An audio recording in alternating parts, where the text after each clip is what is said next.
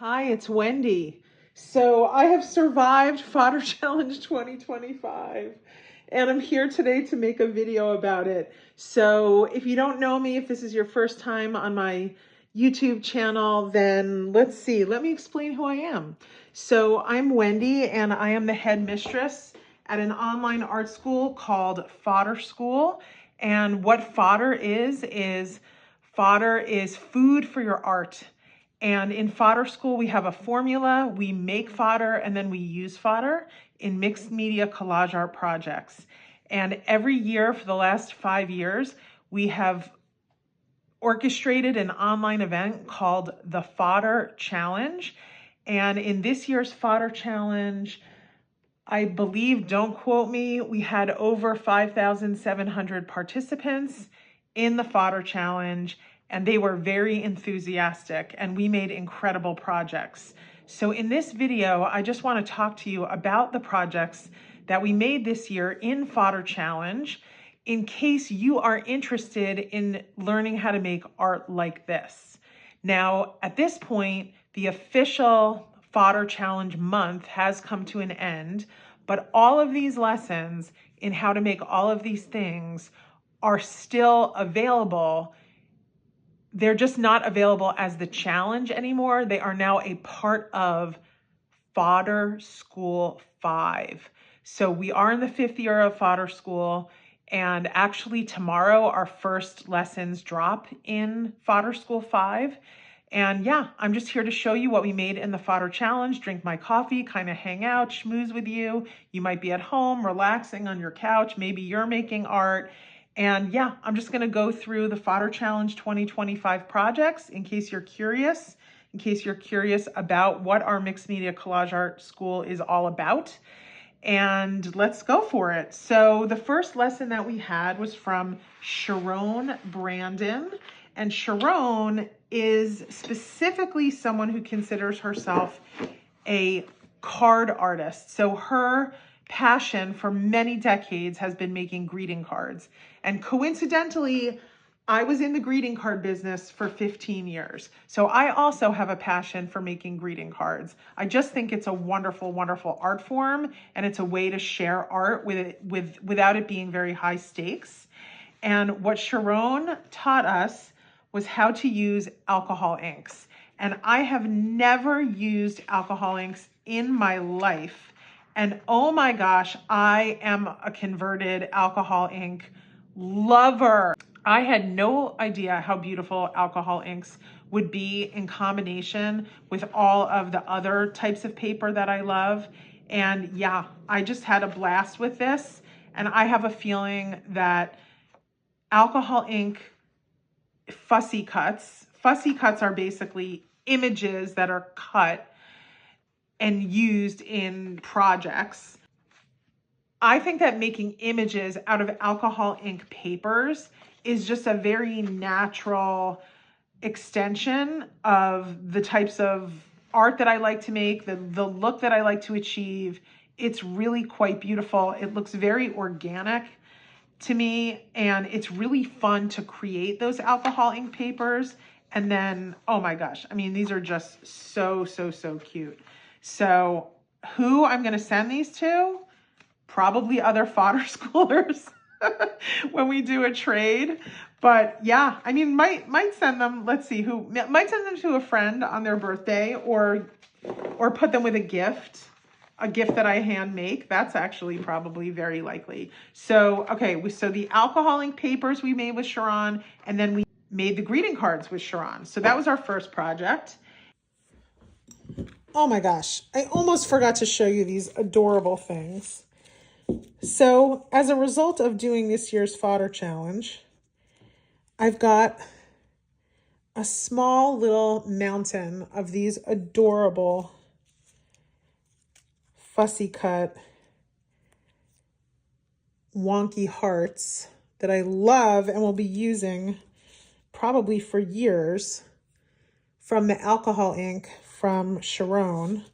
I mean, I think it was pretty obvious, but yeah, it just yielded a lot of collage fodder because I did end up creating a file on Procreate and cutting these on a Cricut. So I'll just keep these in this adorable little vintage Pyrex mug on a shelf or a desk in my art studio. Perfect to grab and put on a project. That project inspired another project. Our third project, this was not our second project, but I'm going to show it to you now. Our third project was actually with Karen Elaine Parsons, and Karen Elaine has been a Fodder School teacher before in Fodder School 2, and Karen taught us how to use the alcohol inks, so the same alcohol inks we were using with Sharon, but Karen taught us how to use them with a different paper, and then Karen taught us how to fold the paper into these beautiful origami pocket envelopes. And so this was a miracle, this lesson from Karen Elaine. I absolutely loved it. And I mean, this just makes such a statement. If you give someone a gift and this comes along with it, this is so gorgeous. This paper here, actually, this paper right here is from my greeting card company from decades ago now, but I still have some in my possession, and it's my favorite paper of all time. Yeah. Very, very, very adorable envelopes. You can make them in any size. That was really cool. They have this little slit that you hold the flap down in. Just so, so, so cute. Lesson number 2 in this year's Fodder Challenge was a really unique lesson for us. It was as much of a project lesson as it was great educational content in the mixed media collage art space. So one of our Fodder School instructors, Wendy Schrag, she's a fine artist. Her work is incredible. If you haven't seen Wendy's fine art, it's completely worth looking at. Wendy Schrag Designs, I believe, on Instagram.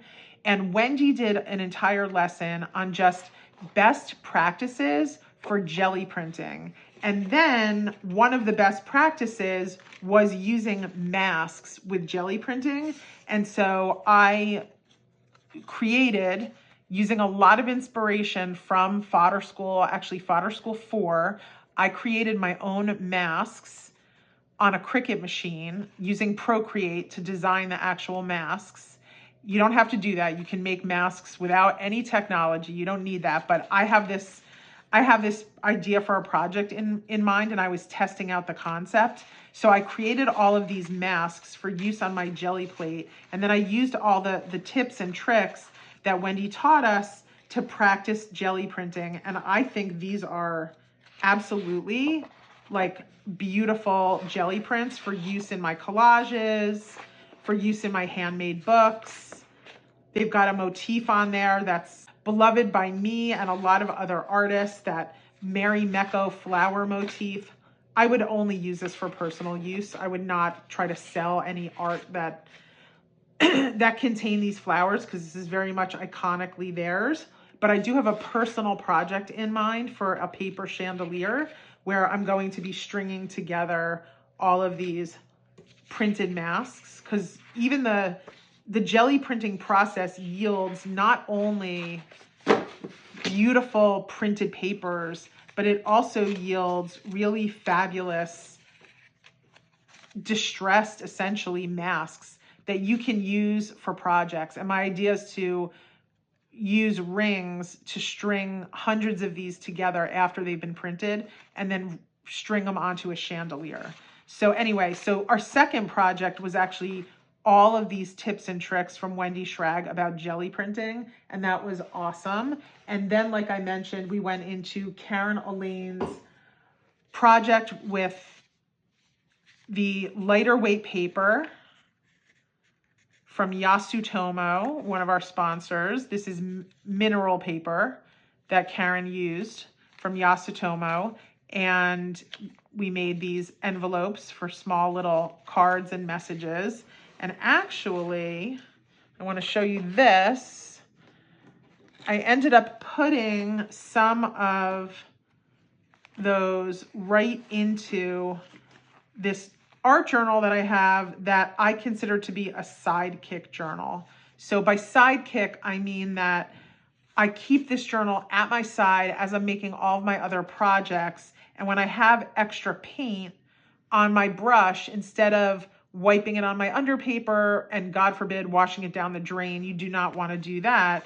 You wipe your paint off in a book that you keep next to you. And so my book contains a lot of collage fodder from years past, but also a lot of virgin paper that I can just wipe paint off on. So here's a perfect example. We were doing another lesson in Fodder Challenge, and I had a lot of excess paint on my palette, and so I just covered these pages in my sidekick journal, because eventually I will do other treatments to this.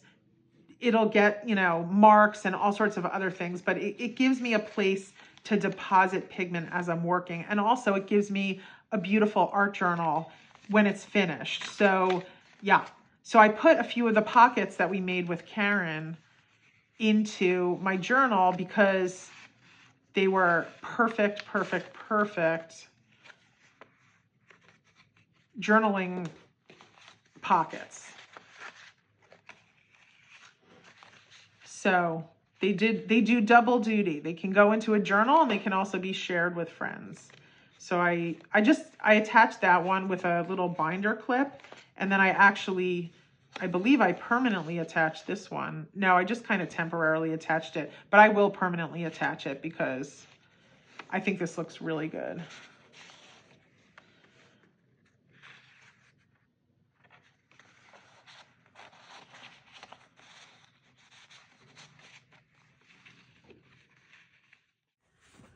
Okay, so that was project 1, 2, and 3 out of 10 projects for Fodder Challenge. Now we're gonna move on to project number 4, which was from Kate Makura.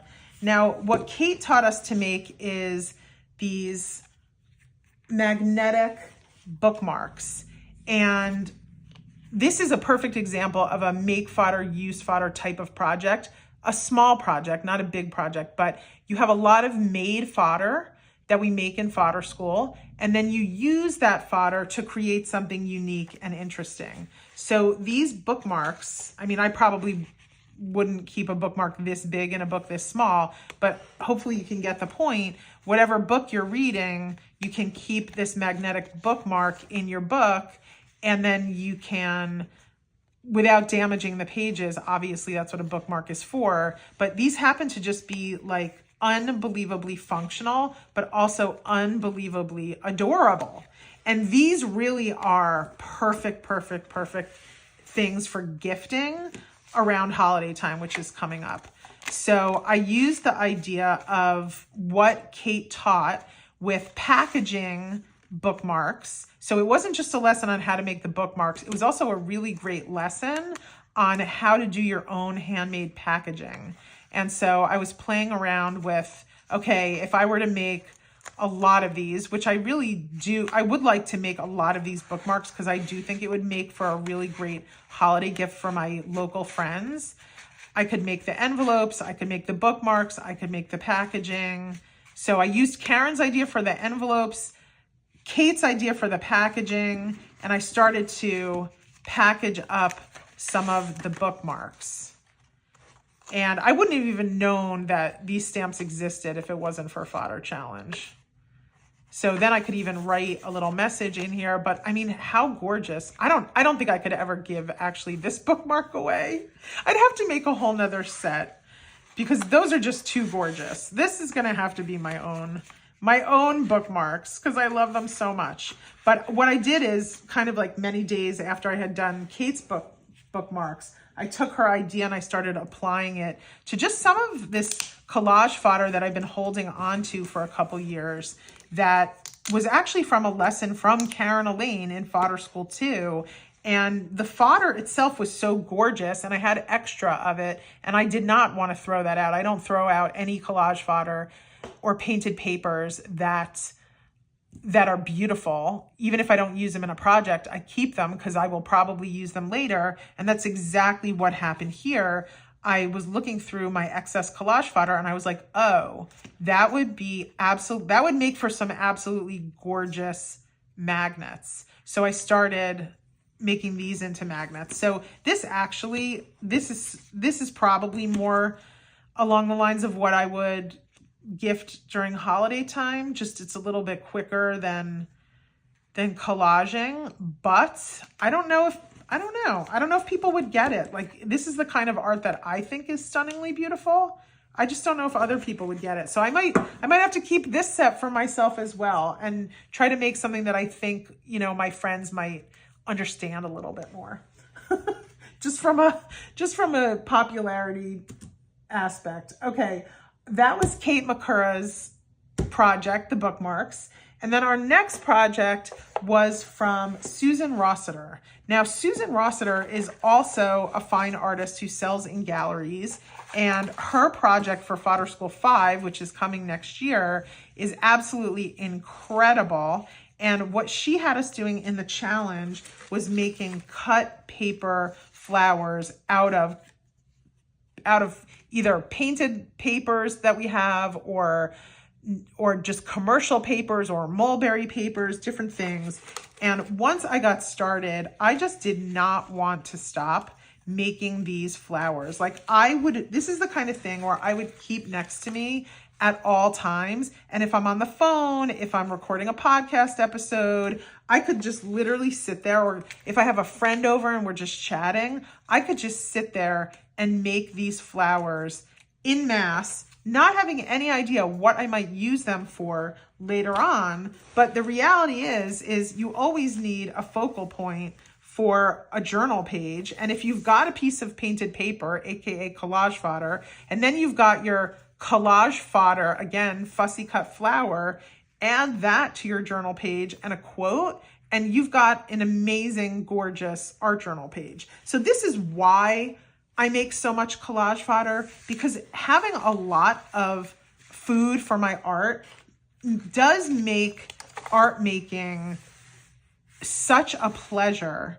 And the making of the collage fodder itself, which is just the food, is so pleasurable that I don't want to stop. So it just makes for an absolutely beautiful and wonderful artistic process to make the pieces parts and have them around and just keep making pieces parts and then keep incorporating those pieces parts into finished journal spreads or finished projects. Okay, so that was our fourth project. The other thing that I completely forgot to show you is these incredible, incredible wood tags that we made with Susan Rossiter. I was so hyped up to share the cut flowers that I forgot to show you the actual awesome project that we did. So I don't celebrate Christmas, but if I did, I would make these for everyone I know, and I would encourage them to hang them from their tree as ornaments, because I just think these are like the cutest things I've ever seen. I can't stand how cute they are. They're this like mid-century modern. Oh my gosh, they're so sturdy. They're so adorable. They have this glittery finish. I didn't do the best job with my glitter, but I have a lot of glitter left. It's not really glitter, it's more like snow. Anyway, they're just so gorgeous. And this was the challenge project with Susan Rossiter. Basically, you can hang them from gifts. Gosh, just so, so, so cute. They could be journal charms. They could be Christmas ornaments. Oh my gosh. I did not finish that one. That's actually a good chance for me to try the treatment again. Actually, I did not drill a hole in this one. And I was thinking that this was my favorite one of all. It looks a lot like one that Susan Rossiter would make. I think this would look really good, like on the front of a handmade journal. Can you see how cute that is? That is amazing. These will hang out in my studio, and these will find just the right home and project to become attached to. So there you have it. Oh, delicious. Our fifth project was learning how to paint zinnias with Kathy Nichols. her project in Fodder School 5 is going to incorporate these hand-painted florals. And I'm really very, very new at this. I mean, I do think that these came out good, but I really have a long way to go. And I'm very excited for actually Kathy's month to really expand on my acrylic painting abilities, because I'm not someone who's really practiced in painting anything remotely realistic in acrylics. But the more I painted these, the more I fell in love with the process. They are time consuming. If I did not have a lot of other stuff going on, I probably would have painted 100 of these. It's that kind of thing. It's also very addictive, but I did not have the time to do more of them. But what I did, I actually absolutely fell in love with. And I hope to paint many, many, many more zinnias, maybe even as early as this coming up month. So, okay, that was our project, our Fodder Challenge 2025 project with Kathy Nichols. And then let's move on to the next one, which was our project with Jane Chip. So our project with Jane Chip was actually, this was the project. We were making clay medallions for use in later projects. Again, more fodder, more food for your art. Just because it's made of clay does not mean that it's not collage fodder. So we were making medallions, but I had already thought long before we made the medallions that I really wanted to make labels for my bookshelves in Treetop Studio, which is where I work in my home. And so I started making, with Jane's techniques, these bookshelf labels, and I'm going to show you how they look on my bookshelves because they are the cutest thing ever.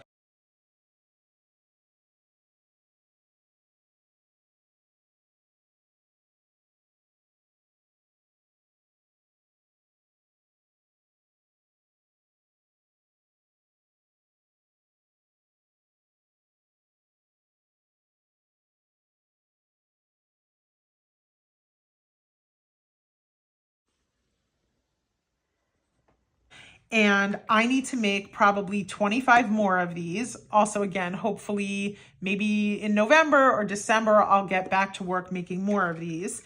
But yeah, these just came out stunningly, stunningly well. I'll find a place in my studio for this one. And yeah, it was another great lesson from Jane Chip. This is Jane Chip's second time as a Fodder School teacher. She taught in Fodder School 3 and now she's back for Fodder School 5. And we're going to be using these clay medallions in her project in Fodder School 5. But like I said, I didn't even want to wait to use them. I wanted to make these labels for my bookshelves right away. So I just went ahead and did that.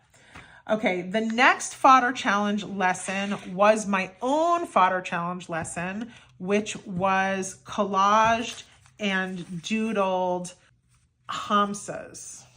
There's other names for these, right? A hamsa, a hand, and we made hamsas. What can I say? There's a lot of options with these, and I'll just show you some of them. But yeah, it was me. I'm a teacher. I'm Wendy. I'm a teacher in Fodder School as well. So I'm a teacher in Fodder School 5, and I really was very, very drawn to, well, I am very, very drawn to modern folk art. I think as most people alive today seem to be, it's a very, very popular art form, modern folk art, and it doesn't seem to be slowing down at all as far as trends go. And I came up with an idea for how I could making these hands very, very easy for the Fodder challengers. And so we set about making the hands and then doodling on the hands. And I've got a lot of extra hands here that I made. And I'm just going to keep these also right near me, like right in my circle of reach on my desk. In Fodder Challenge 2025, we had the good fortune of having somebody bring in the idea of the circle of reach into our conversations in Fodder Challenge, because we do have a lot of live conversations as well as recorded lessons.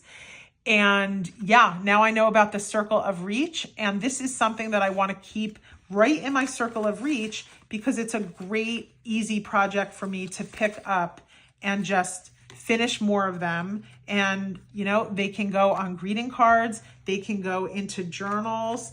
I mean, literally, if you've got a journal page and you want to finish it off, what could be better than a complete hamsa? So that's my project.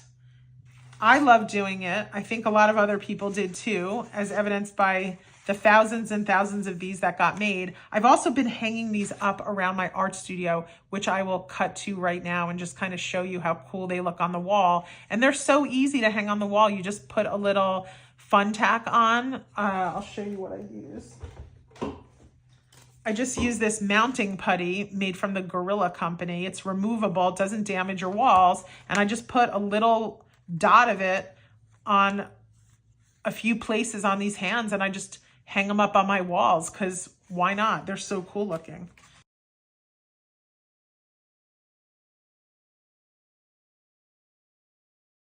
The next project was from Roxanne Evans Stouts, and we made these collection boxes. And oh my gosh, are these gorgeous.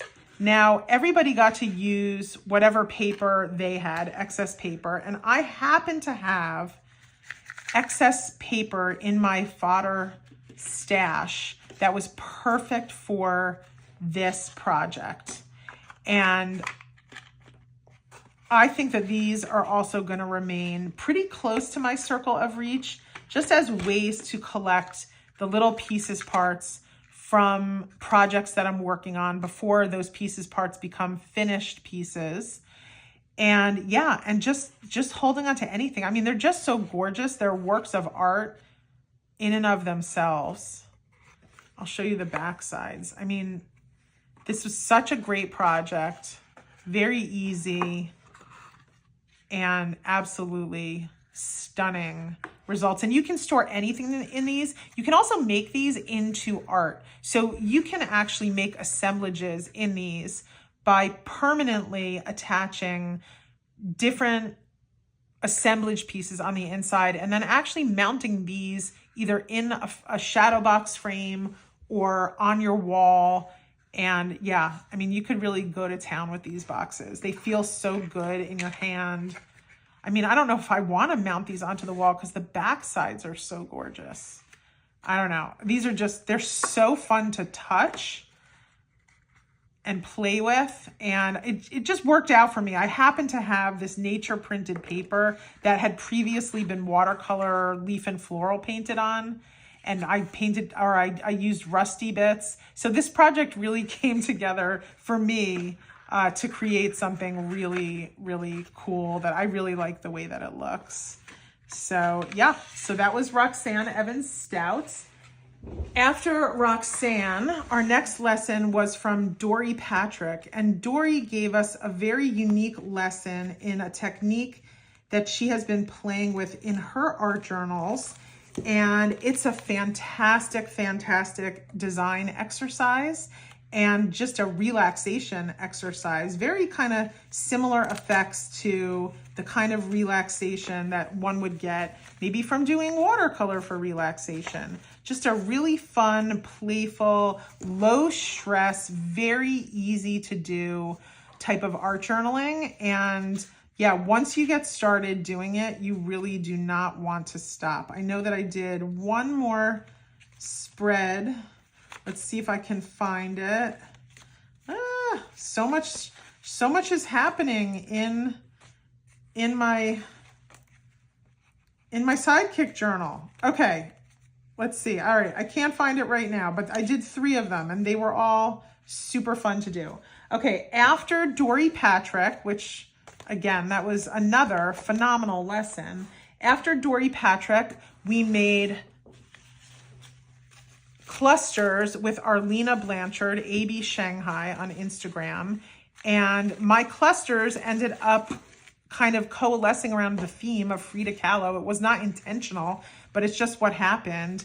And so I ended up taking all of the clusters that I made in this year's challenge and putting them, attaching them onto this binder ring and having essentially what I consider to be a very unique handmade book project, because there is a theme of it and it is Frida Kahlo. So I used found poetry, and it just, for whatever reason, the found poetry kind of, it just told the story of a lot of the things about Frida Kahlo's life. And I'm like a Frida Kahlo lover, as most people are. And yeah, and I've learned enough about her story and watched enough movies and visited her home in Mexico City. So I kind of know a little bit about her. And yeah, and then this book came together, which if you knew her story and you knew what all this found poetry was, you'd be like, oh my gosh, that's completely a part of her story. So anyway, so I love how this came together, and making these clusters was incredible. And Arlena taught fabulous lessons on how to achieve really, really, really interesting collage clusters. And then we had a final lesson, and that was from Sarah Gardner. It was another bonus lesson. Sarah is a 2-time Fodder School teacher who taught us how to do this art journaling. That's her signature style. We used art foamies. So the stamps, all of these stamped images are actually Sarah's designs for art foamies. Fodder School has a collaboration with the Art Foamies company where we bring people's stamped images to life. And yeah, and we ended up making these journaling cards with Sarah, and we made all the pages, we made the pocket, we did everything. Sarah really truly gave a master class in mixed media collage art with this lesson, and that brought Fodder Challenge 2025 to its close. And I hope you enjoyed this video and seeing everything that I made in Fodder Challenge 2025. And I hope that you will consider joining us in Fodder School 5, because that's where we have fun doing things just like this. All right, thanks for watching.